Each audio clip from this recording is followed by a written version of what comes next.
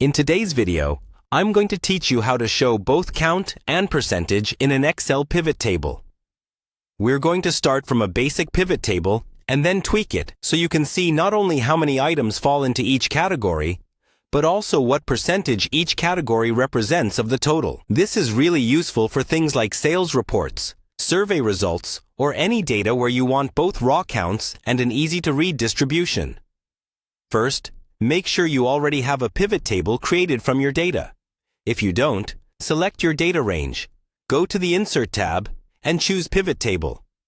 Place it either on a new worksheet or an existing one. Then set up your basic layout by dragging your main category field into the Rows area and the field you want to count, like an ID or a name, into the Values area. By default, Excel might try to sum numerical fields, so if you see Sum of instead of Count of, you'll want to adjust that. Click the drop-down arrow next to the Value field in the Pivot Table Fields pane. Then choose Value Field Settings. In the dialog box, select Count. This tells Excel you want to count how many records fall into each row category. Click OK, and your pivot will now show a count for each category, plus a grand total at the bottom. Now we'll add the percentage. To do this, we're going to use the same field again in the Values area. Drag the exact same field you just used for the count back into the Values box a second time. You'll see another column appear in your pivot table, probably with the same Count of label.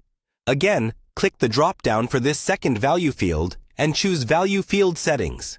Confirm it's set to Count. Then click the Show Values As tab. This is where the magic happens. From the drop-down, choose % of grand total.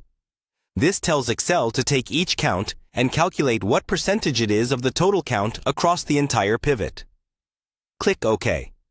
Your pivot table now has two value columns, one showing the count and one showing the percentage of the grand total for each category. If you want to make things clearer, you can rename the column headers.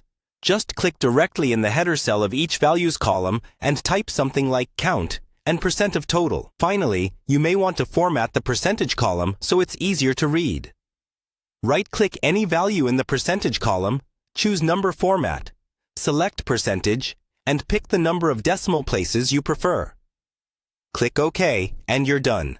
You now have a pivot table that clearly displays both the count and the percentage for each category in your data.